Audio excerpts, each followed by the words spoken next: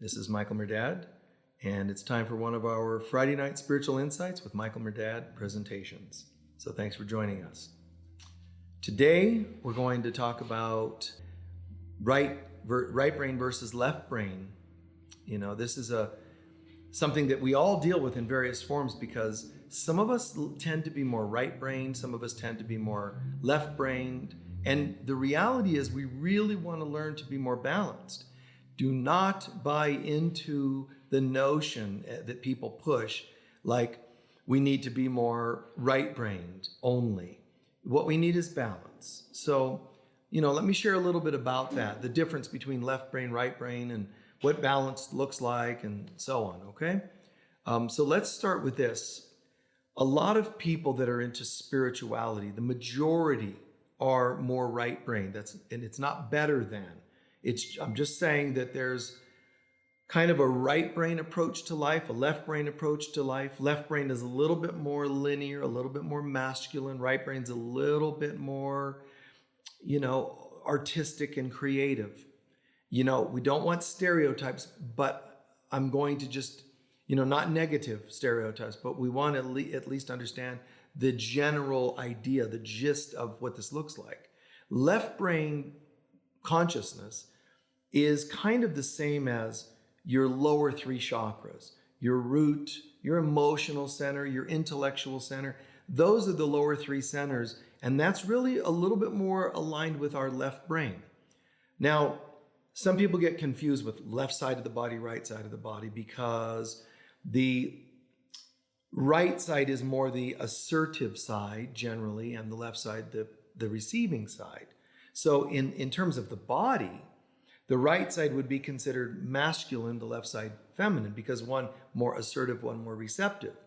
But the way our nervous system works is that the nerves cross in the neck and come to the brain in the opposite. So right brain is feminine, a bit more feminine, left brain a bit more masculine, and then it switches in the body. So the right side of the body would be more masculine, left side of the body more feminine. But up in the head, generally speaking, the right side of the brain, more creative, more feminine, and more connected to our heart center. And a lot of people watching a program like this, they just go, oh, that's it, that's me, right brain, heart, love, love, love, love, love. Be careful. People push that, and it's balance that we want. Balance that we're looking for. In fact, balance that we are destined to discover. But human beings haven't learned what balance and wholeness means yet. So people tend to go a little bit more left brain, a little bit more right brain. And so the left brain is the linear thinking, intellectual, but linear. So therefore the lower three chakras. The heart chakra, more the right brain. And then beyond that, the upper three centers of our body have to do with divine guidance. Now you can hopefully see already, what is the ideal picture? Divine guidance comes to us, inspires our heart, which would also mean inspired thoughts into our right brain, like creative concepts and so on.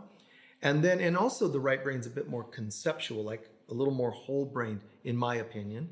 And some people bicker back and forth about some of the details of right and left brain. But the left brain and the lower three chakras simply carry it out. The guidance comes from God, gives it to the emperor within, the God, goddess within in our heart. And then it can say to the lower mind, the intellect, the left brain, and the lower three centers, here's what I need you to do. Can you go ahead and take care of that? You could say the general then passes the orders down, but the emperor in Chinese medicine, the emperor is in our heart, receiving guidance from, of course, the divine. So in a perfect flow, God, and then hearts, souls, and then bodies make it so. Or as Edgar Cayce puts it, this concept, spirit is the source. Higher mind, heart, is the builder, not lower mind.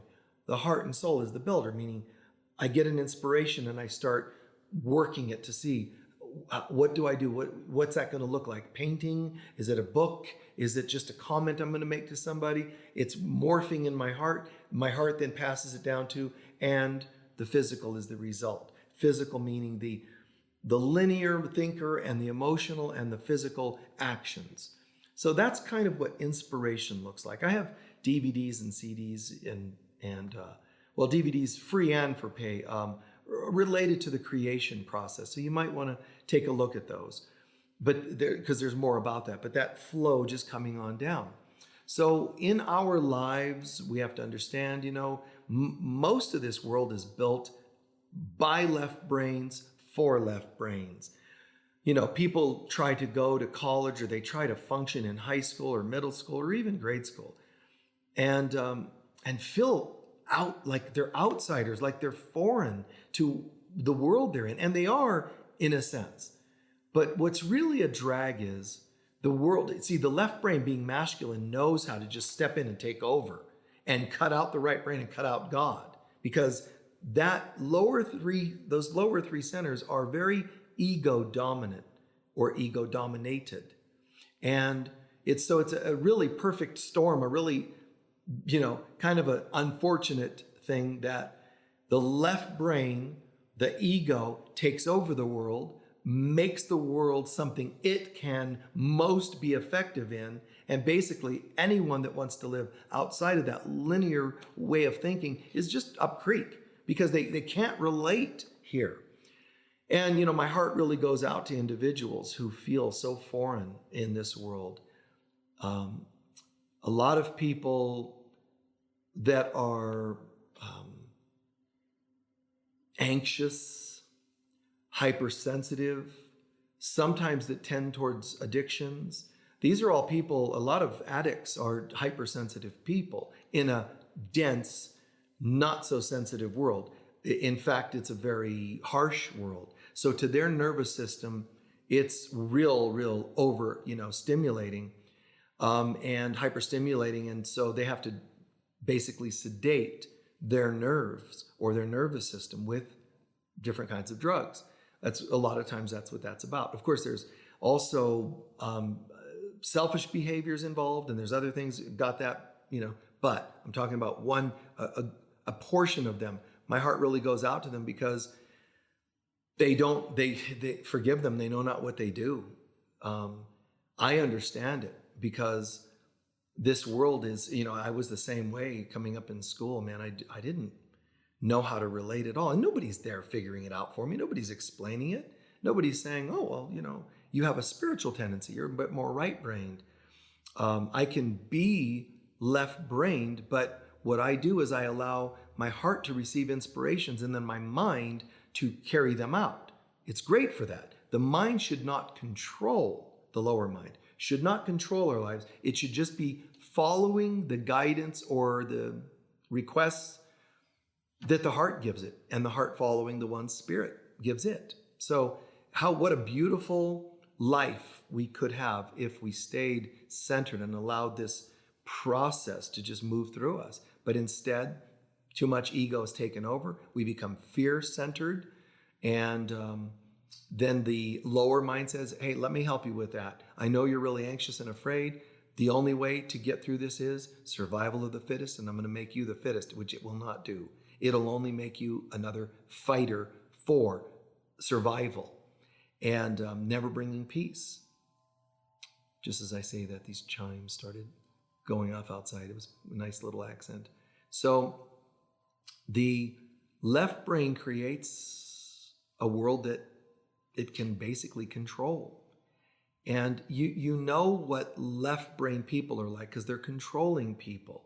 A lot of politicians, that the ones you typically would not like, are the ones that are so hyper dominant, male oriented. And I don't blame you for feeling, a bit of a, jab, in your heart about that, because it's hard to really deal with, to see. It's so obvious. It's so evident, aggressive. A lot of, you don't want to say all Republicans are this way, all Democrats are that way. You don't want to say all of anything, but generally it's true that a group of people might lean a little more towards one or the other. And it's good evidence that neither excessive right brain nor excessive left brain is actually healthy. Because if you're excessively right-brained, oh my God, Let's give control to the right brain people. Let's do that. Wow, it's gonna be a spiritual life. Let's really just find a way that the right brain people can finally have a chance to guide the world instead of the left brain dominant. Let's do war. Let's do money, and it's also hyper aggressive. The left brain. Let's get the right brain people in there. Oh yeah, then we just sit around and get nothing done. Nothing would ever get done because it'd be like because the right brain can be hyper passive, but just because the left brain's aggressive doesn't mean passive aggressive is any better. Right brain people can be very passive aggressive. Left brain people dominant, they're always forcing things. Right brain, they get nothing done. Left brain forces it, right brain does nothing. Does that sound okay to you? It certainly doesn't to me. I want balance. I choose balance. I am balance. And that's my goal. That's my mantra. I don't just mean me, but any of us that want to have that particular lifestyle. Now, when I was a kid, somehow I got lucky. I was good for a couple of years when I was little. I could just knock off tests. They give you tests, math tests, whatever it is, and I just knocked them off. And according to teachers, yeah, Michael, wow, he's just great at this. But somewhere around second grade, my teacher said to my parents, who wondered what happened to his grades, the teacher said, I don't know. He would finish tests so fast. I mean, he was always like done, everybody else is still working away. And one day, halfway through a test, he flipped the paper over and started drawing. Instead of doing math on one side, he flipped it over and started drawing.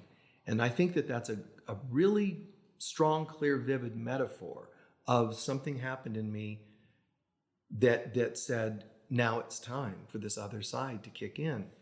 I think you can make a lot of parallels to that in your own lives, probably. But also I could extract a lot of meaning from this, meanings, because, for example, one layer would be, you could say, maybe I said, I've now proven to myself that the left brain is easy, so I'm done. Just like I did with my tests. I was done. I was always done twiddling my thumbs because I'm done. Maybe part of me was like, I've already mastered that. I'm going to switch over to the right brain now. Maybe that's something maybe I did, maybe you did.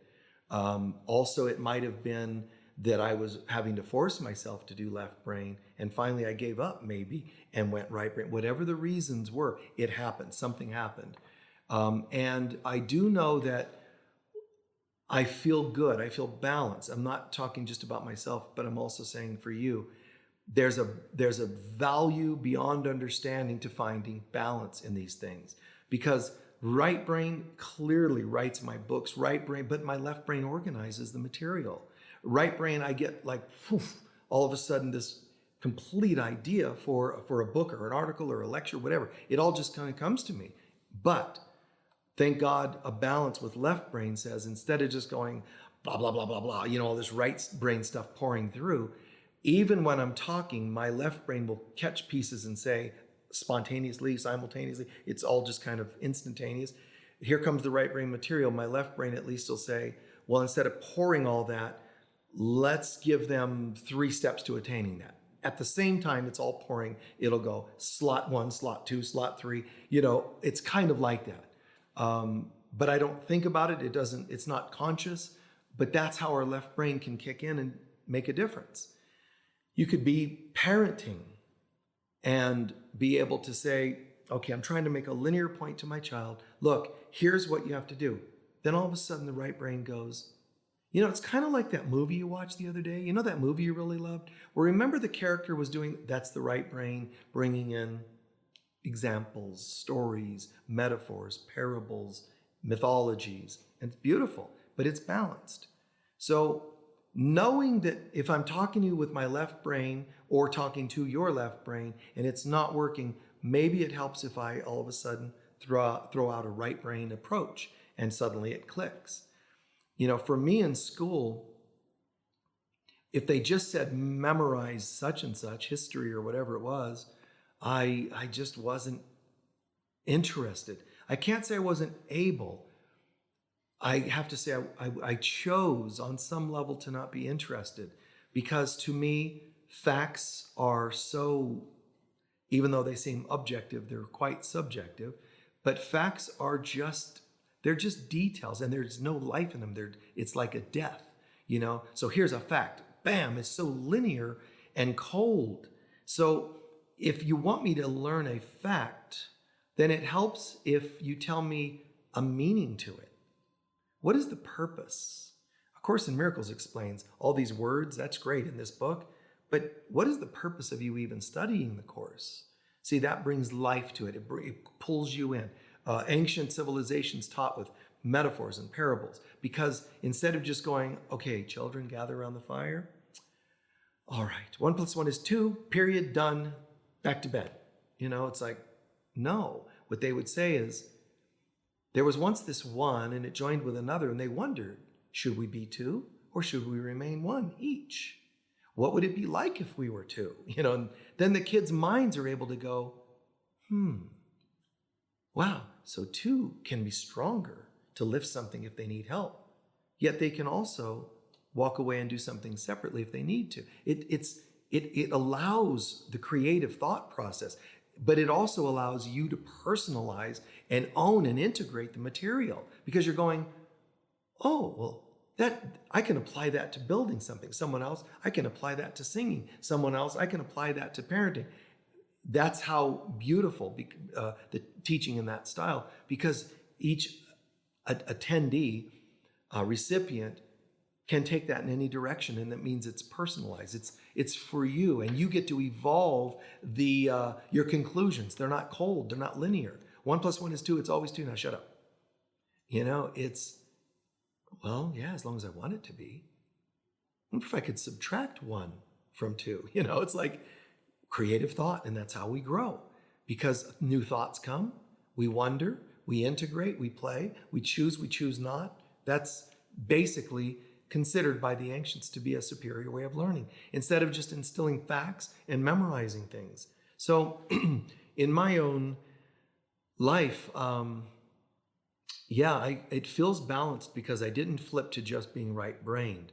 But thank God I became right-brained a lot more, because it means inspirations, it means ideas, and it also means sensitivity, feelings. Now, being a bit more right-brained, because a lot of you are going to be so, because a lot of the spiritual community tends towards. I've done at least 100 times in my life questionnaires with students in classes where we would be learning about whether we're right brain dominant, left brain dominant. And 90% of the attendees are right brain dominant over the years. And that's male and female attendees, mostly right brain dominant, because it's a spiritual workshop. So you have those types of people. People that are just kind of linear, they may not ultimately be interested in this kind of material, these kinds of subjects. And if they are, it'll be more of they'll go to pyramid conferences, pyramidology, ancient civilizations, UFOs, science, quantum science, physics, metaphysics. They're going to go that direction because it appeals a little bit more to their left brain, and I think it's great. What I like is that I could teach at that conference or at something far more just surreal and abstract and right brain. Balance, it comes in handy.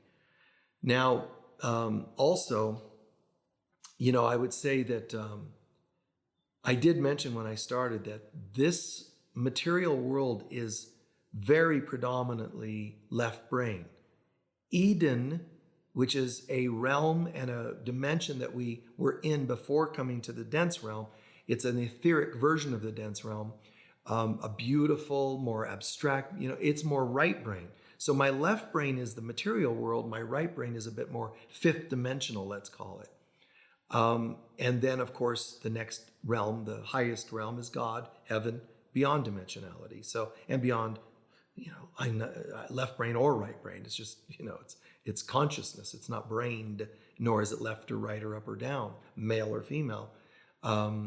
So we realize, we've come into this world, and going back to what I was on about just my heart going out to people that struggle, please, man. And if you have kids like this, instead of keeping on trying to make them fit the left brain world without realizing that's what you're doing, or enabling them, just go back to bed, honey, sleep, remain jobless, don't go to school either, just get up to be fed and then go back to bed again. That's all. That's our way of saying, I don't know how to help you. So if you go back to bed, we can both remain in denial. That's not the solution either. What we need to do is recognize that, and this happened for me once. My oldest daughter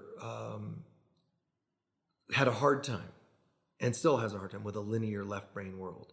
But it wasn't really clear that that's what she was struggling with, because she didn't communicate it a lot in her young child days. And there was a point where she was an adolescent, and she tried things. And by the time she got to high school, she tried to go to school, and it wasn't working. And then she felt embarrassed, and then that was, causing her to shelter even more. And there was a point where, if she tried to do things, she's going to try to accomplish something. She's going to make herself go to school. It would fail, and she would feel worse. But one time she tried to do something that was really important to her, which always makes it easier for even right brain people to pull off something left brain, which is to accomplish something to closure. They do better when they're really interested in that thing. But she tried it, this thing that she was heavily invested in, and it fell apart. She wanted to attend this thing, and she got the date wrong. So she missed the date. She invested time, money, energy, excitement. I mean, she wasn't excited about a lot of things, and she got very excited about this thing. And then only to realize she got the date wrong. I think I might have even been the one to hear, hey, I heard, weren't you going to go to that? Yeah. It was last weekend. No, that's a different one. I'm going to another one of these next weekend. Then she found out she bought the wrong ones. So I'm glad I somehow caught on to it, but it absolutely devastated her. And I remember going over to her house, because she was living with her mom. And I remember hearing deep wailing sounds, man. She was crying so loud. I could hear it one floor away, one story of the house away, and at the other end of the house. Just deep, deep crying. And that was hard to hear. So I eventually went up there and said, hey, how are you? And just deep cry. I'm sorry that you're feeling this way. Cry. And then it all of a sudden came to me. And I went, wait a minute. She's just, nothing I do works. I don't function in this world. And all these really deep statements, but painful statements. And all of a sudden I went, wait a minute. What are you interested in? One thing she loved was, watching films, movies, classic ones, and just how they're structured. She loved the whole film making. And I said, and who are your favorite directors? She names a few. And I was like, do you realize you're just like them? What do you mean? You're just like them. And these are really out there, abstract directors.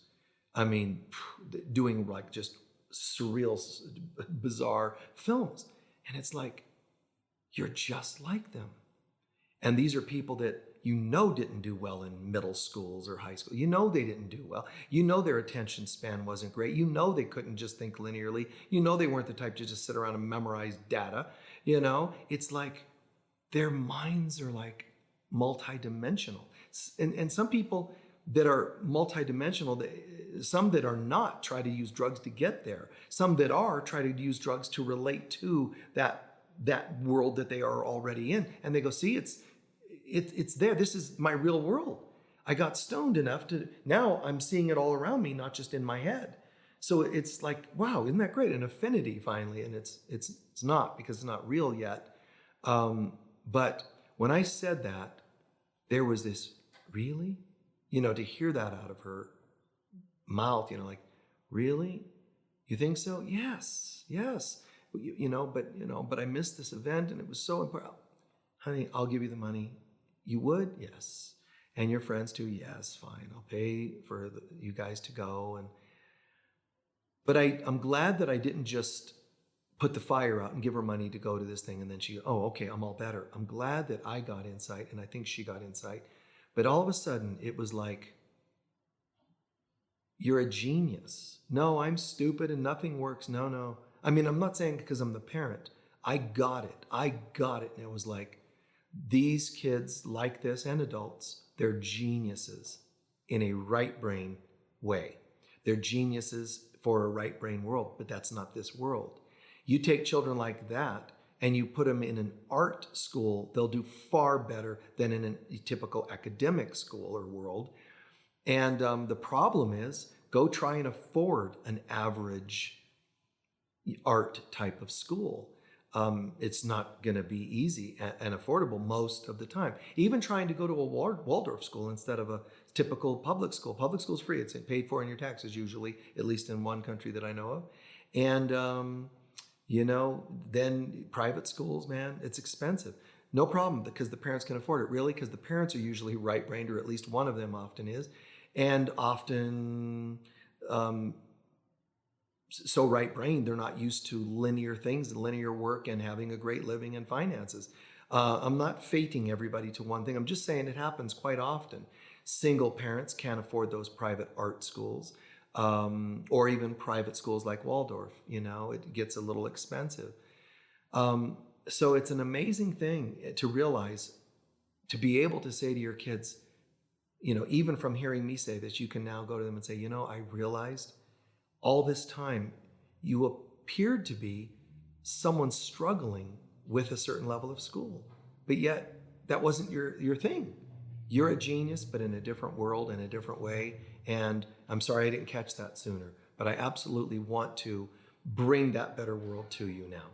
How can I help? And then there they go.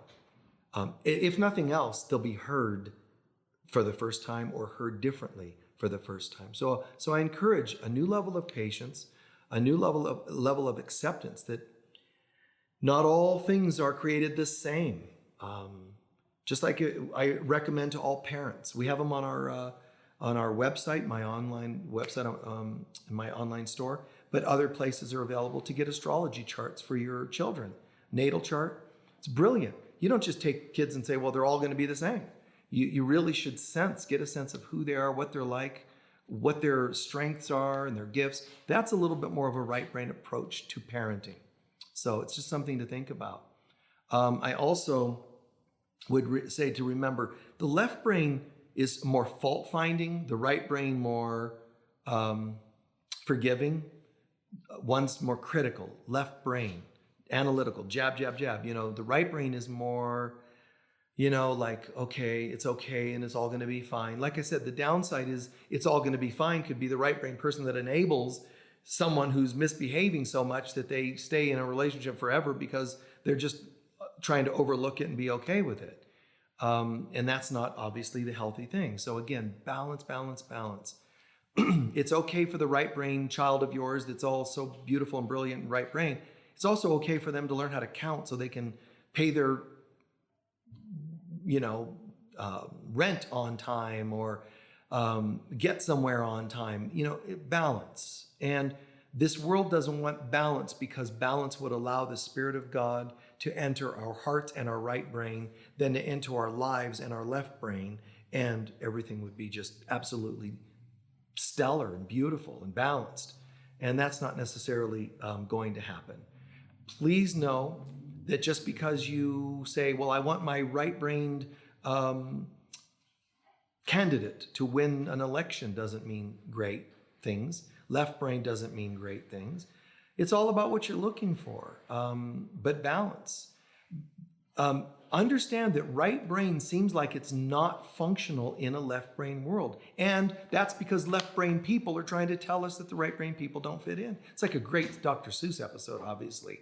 But the balance, right brain is strength. It's not all weakness. It's a strength if used properly and if used in balance with left brain, thinking, processing, living. Absolutely. God, right brain can be powerful. Because my right brain, when I'm getting an inspiration, it doesn't mean I'm so weak that I'm going to have you change my inspiration and make me doubt myself, which is often going to happen with right brain people because they're more passive. They can get stomped on and let people make them feel doubt. But man, if you are clear and you understand what's happening and you get an inspiration into your right brain and into your heart, this came from God. You're like, man, no, I'm good. The left brain of yours and others are going to, no, but how do you know for sure? Because I know, I can feel it. Man, heart and soul, I'm totally in the zone. And you're good, man. And then the left brain has to be told, now, are you ready to do what you're told, so to speak. Not literally, but, are you ready to be a good left brain? Are you ready to lead, follow the leader and then lead the troops, so to speak? Are you ready? Can you do that? It's sort of like a household. It's sort of like a military maneuver. You get an inspiration and then you go. And that's mastery. If you can find balance of left and right brain, you start experiencing mastery. You really do. You start becoming a lot more like a god goddess. And beyond god goddess is something that isn't, it's neither god or goddess. It's neither gender, because you move beyond that. When you're pure light, you can still be a being, but you're beyond gender. The Bible tells us when Elohim, when the plurality of God, when we created God, we're going to create a man in our image, plural. It created them male and female, it says. And some people take it to mean men and women. But you don't actually have in Genesis the distinction of man and woman yet. They created, the gods created us in its image, their image, and created us male, female. That's what it says. But you don't really have the splitting off of genders until later. So who was being created with androgyny? You see, we were created androgynous at first. Our souls are androgynous. And that's why when people start getting into, oh my God, gay and straight and male and female and gender, it's all absolutely worthless. In many respects, you could say it's often the case that a person that is more androgynous, the person that is a bit more in touch with their feminine side if they're male, in touch with their strength when they're female, that androgyny is actually closer to who you really are, which is almost like saying that a person who is potentially gay or gayish is often going to be considered, by many standards, a more balanced person. Now, I'm not pushing any particular affiliations or persuasions or sexual preferences, or I'm just saying it's all in perception. If I were told I could be excessively left or right-brained, excessively masculine or feminine, I would choose neither. I would absolutely choose a certain level of androgyny. The androgyny can be in my consciousness. I don't have to literally seem androgynous, like asexual, or something like neutral or something like that. It doesn't have to look that way. But in my consciousness, I feel that way. I feel balanced. I feel left, right brain. But it also can manifest in my, actual physical life, like that I can paint, yet I can build if I need to build something. I can do this, I can do that. It's what's needed. We are complete spirit beings, although we don't seem it anymore.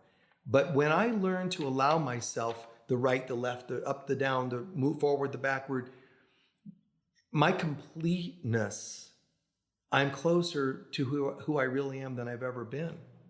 So it's really, really nice, really beautiful when we can just go and drop in and accept who we really are and not say, oh, I'm so feminine that I can't do that because I might break a nail. Yeah, but something needs done. Car broke down, you need to, whatever. You need to jack the car up or something because there's nobody around. You have no cell reception. Oh, no, I might break a nail. In Greek mythology, there's examples of that. Examples of goddesses that were excessively female and goddesses that were excessively male. The goddesses that were, and that's not to say there's also males that were female and male, but I'm just using one gender, female. Within one gender, there's the pendulum that swings. There's two genders too, that the pendulum swings largely. But even in each gender, the pendulum swings between its version, the gender's version, of masculine and feminine. So you have goddesses of war, and that's like the mother, the strong, the matriarch. And then you have the feminine. You have the masculine feminine and the feminine. And the feminine is, oh, I broke a nail and I just need people to take care of me. And I'm just, like that. Just, almost just selfish in a lot of ways she can be. The other one's like, get to work. We have cleaning to do. We have work to do. We have preparing. We have things to do. The matriarch. The others, like sometimes they call it the maiden, as opposed to the crone or something like that. So those can be excessive. So even in that, I choose balance. I don't want to be like, oh, I'm going to break a nail, but I also don't want to be thought to be bitchy, because that's what they call the masculine female, is bitchy. Well, I don't want that, but I don't want to be the other, where people loathe me because they can't count on me to do anything. I'm always, oh, I strained something. Oh, I can't do that because it's too heavy for me. I can't do that because I'm just too sensitive. I can't be in this room because there's phones ringing and it messes up my energy systems. That's really excessive female. That's fine if that's where you are. Don't judge yourself for it. But I would ask myself, how can I ground myself more so I can be, even if a woman, a balanced woman, if a man, a balanced man, and if male and female, a balance between these two. So that's my recommendation, is just to think it through. And you might say, no, I'm good. I really want to be this extreme or that extreme. And there's people you're with that you could say to them, sweetheart, you're really, really strong, excessive masculine or excessive feminine. And if they say, yes, isn't that wonderful? They might say, and I'm good with that. I'm going to be excessive masculine forever. I hope it's every lifetime. If I even believe in those, I don't believe in much of anything because I'm excessively masculine, which is excessive would mean opinionated, narrow. I'm not saying men are, I'm saying excessive masculine. This is the way it is, and that's all I believe. So for some, that's the way it's going to look. And you can just accept that. But don't expect right brain from a left brain person. Don't expect the opposite. It's acceptance of what is, and then wondering if it's you or someone else.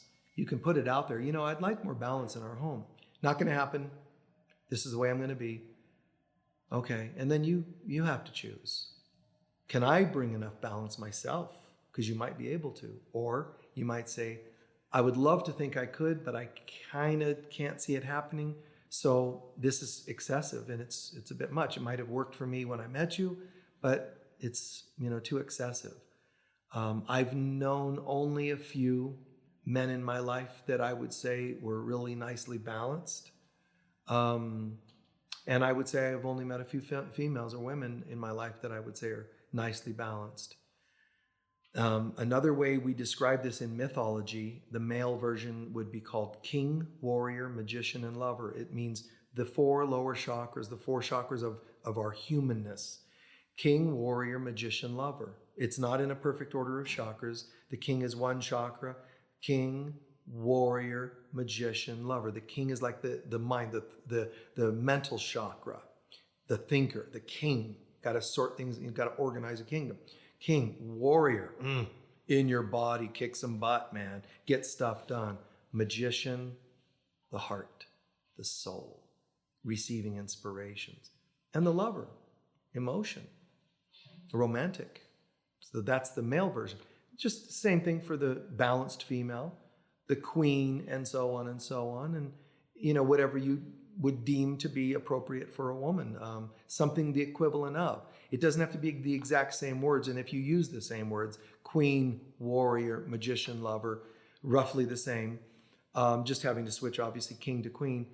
Warrior sounds like that you have to be hyper strong, hyper physical, or even aggressive. So I don't typically choose to use warrior as well. I would switch king to queen, and I would also look at a different word that works for you for warrior. The manifester, the doer, something along those lines. It has to mean something to you that works for you. So just something along those archetypes, they're called. And then all of a sudden we realize, man, I'm living a nice balanced life. I'm learning how to be okay with right and left brain, Today I'm receiving an inspiration. To me, it's not like Mondays are inspiration days and Tuesdays are get it done days. For me, it's right and left all the time, in a sense. And as I start to come to a close, I want to add that, someone brought up recently. They said, "Wow, they were complimenting kind of the way I function," and I said, and it's not easy. It's kind of a strange thing, because it's not like once a day, once a week, once a month, once a year I get an inspiration. Like, somebody gets an inspiration to start, Apple, and it wonderful kind of thing. A particular product or project, and maybe a few in a lifetime. For me personally, it's every day, and it's, in a way, it's all the time. And it's a little bit overwhelming sometimes to sit in this constant fusion of right and left brain. I know that it's not easy for our team members. I know it's not easy in relationship, which is why I take responsibility and say to team members, let's not do things if you guys can't do them, because if we get inspiration to do it, I'm going to want to do it. So if you guys say, Michael, you're only allowed one inspiration per week, then I'll try to curb it to that, and I'll go with it, because I'm not going to ask people to do things they're not comfortable doing or not capable of doing when it comes to work projects, because if they bail out halfway through, it's not going to help anybody. So I kind of say, you tell me how big the tank is, the fuel tank, and then I'll put the right fuel in it for what we need to do. I'll power it up, I'll fuel it up, I'll ignite it, we'll go. But you tell me first what you can handle. The same thing, taking responsibility with partnerships, because, man, it's a difficult thing to live with when someone's just like, I always call it's almost like work comes first, because the work is not the hours at the business. For me, the work is everything all the time. So there's times when I totally chill, rest, no, it's not a problem at all. But at any moment, something could come to me. And that's what I mean by it's almost like it's always work. Not because I'm always doing or always working, but it means 24/7, literally, an idea can come to me, a book, an inspiration, a thought, whatever. And I tend to move with those things. I don't mean always action, but I move. It could just be like bing, and then a whole talk downloads, and then 2 hours later, I'm doing a Sunday service and I'm sharing what's coming to me. But it can also be a premonition to a session that's coming up. 2 days later, I have a session, and I'm like, wow, this is what that was. And it'll be all based on, well, here's what came to me. And I'm sharing with them what is downloading in the moment, or what downloaded the other day. And it's all relevant to where that person is, So this is something a lot of people don't know happens and can happen for any of us. I don't recommend my version. I don't recommend, because it's really intense on the nervous system to have 24/7, not only downloads, but a fusion of left and right brain, all at once and all the time. Inspiration's constantly coming, and how do we make it so? Inspiration, how do we make it so? Inspiration, and not only how do we make it so, and let's do it now. Let's go. Let's do something. Change the tire. Let's do something. And to have that 24/7, it's quite a strange thing. Would I wish it different? No, because it is what it is, and I am what I am. And I sort of can't imagine just going, I'd rather just receive one inspiration per week or every month, or I just can't imagine it. I'm so used to it. But I do know that in somebody else's nervous system, it probably could seem overwhelming easily. So I think that you and I, all of us, should own first where we are. Not wishing what we'd like, where we are. Let's own where we are. If you're right-brained, if you're left-brained, if you're half and half, whatever it is, let's own where we are and then start building from there. I'm slightly right-brained. I wish I were more. Then let's start nurturing more right brain. Not wishing for it. Let's just do it. How? You can do exercises, workshops, classes on developing right brain. You can start watching for when you are right-brained and then give thanks for it, and it'll develop more of it. You can also start getting over left brain, and that'll help you become more right brain. Getting over left brain means getting over judgments more easily, not nitpicking, not criticizing so easily or quickly, fault finding, it's including on yourself.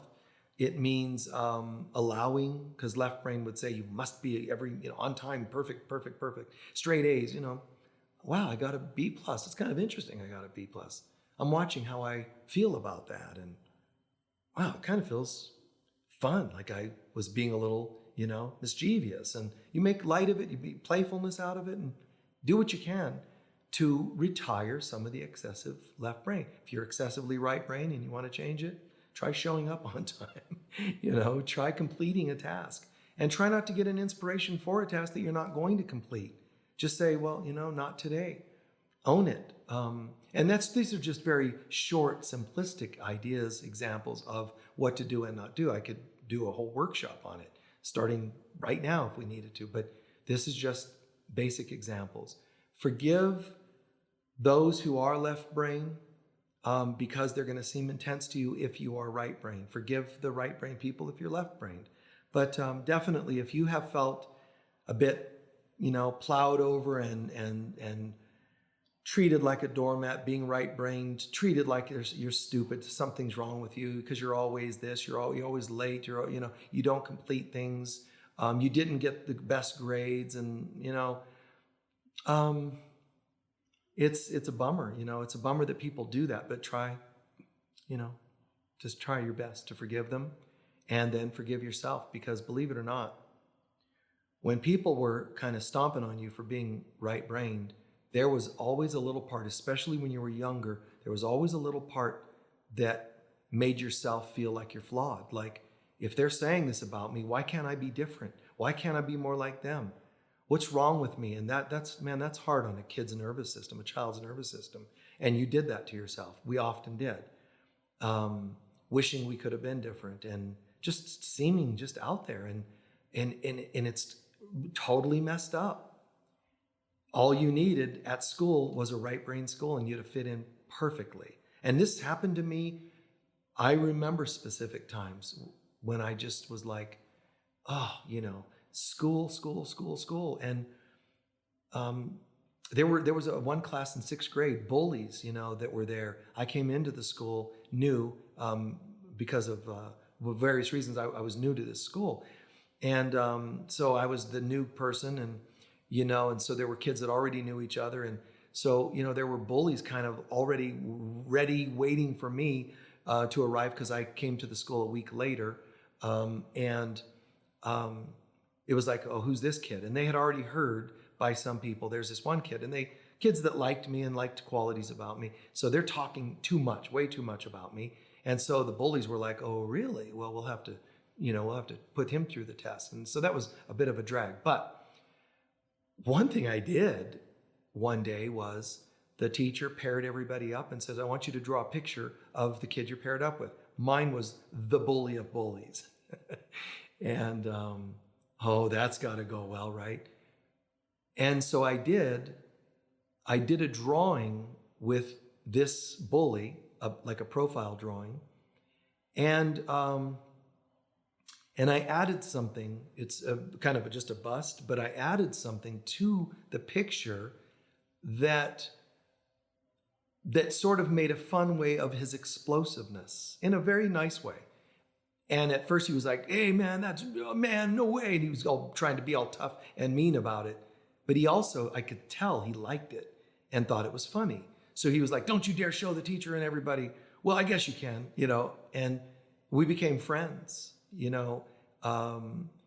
became friends, and respect kind of set in. And why? Because the teacher happened to allow a right-brained project that bonded two people, that not because of right and left brain that we weren't bonded. We weren't bonded because of circumstantial crap that goes on, and yet a right brain project. And so that was like, wow, and when needed to recite something in English class in early kid days, you got to recite, find a poem or find, I don't know how to find things. I don't know how to study. I don't know, where do I find these things? I'm not going to go to the library. It doesn't work for me. Libraries aren't my thing. I just took a song, because a song was something more to my heart. So that's what I'm saying, guys. There's always ways. So find a way for you to feel and be accepted, whatever that is. You guys know that the stories about me and my home. What is my house going to be like? I wonder. He's spiritual, so will it be all purple or blue or whatever? Yeah, I do have shades of that here and there. Is it going to be? What do you expect? I have angels and things like that there, but I have fairies hanging around everywhere in my trees, draped and swinging, and I love chimes and things that seem very effeminate to some people, and I would never even bother asking them what they think, because I didn't hang them up for anybody's like, is that okay? It just totally feels organic to me. I love life and that vibration and fairies and the wings and the color and the beauty. They're depictions of energies, of course. They're not actual exact replicas of what angels or fairies are like, which are frequency, and they're made of light, but they're depictions and they're beautiful, and I understand it. And music that I listen to, it's going to have a lightness to it. But I also have the depth side.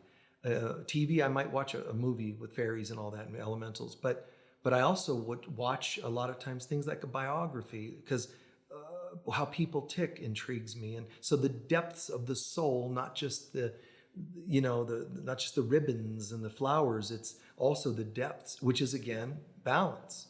One being very out and one being very deep. So again, very feminine, very masculine. But once in a while, it becomes kind of funny when people go, "Wait a minute, is that yours?" Like I might wear a woman's robe instead of a man's robe.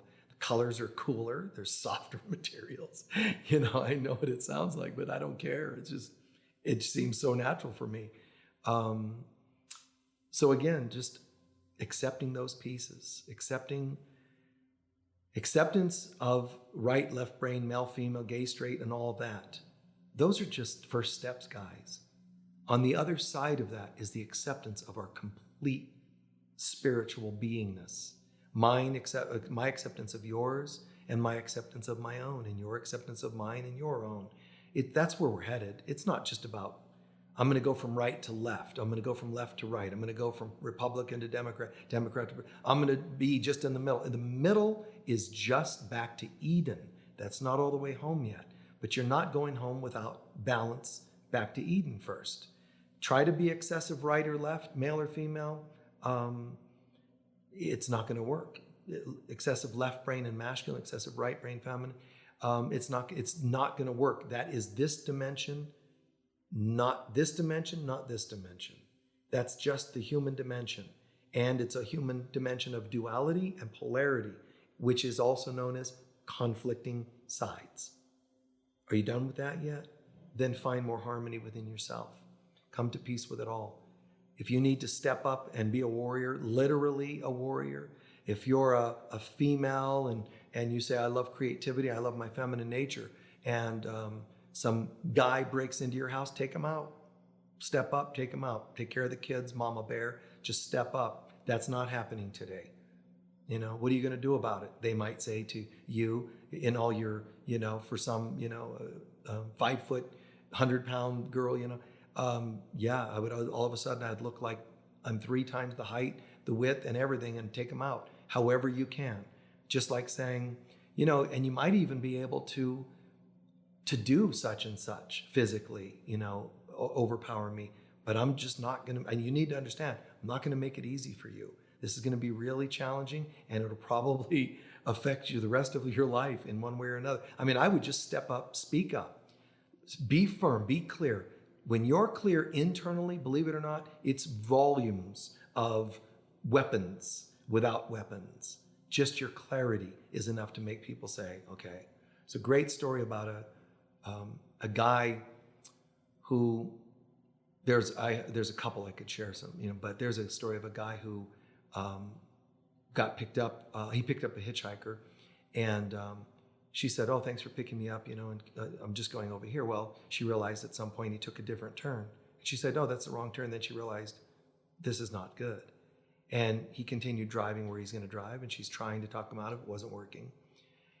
And, then at some point, something happened in her where she just started speaking very clearly and very firmly. Not in this time, it was not a story of affirming, like solid, like, dude, I'm going to take you out.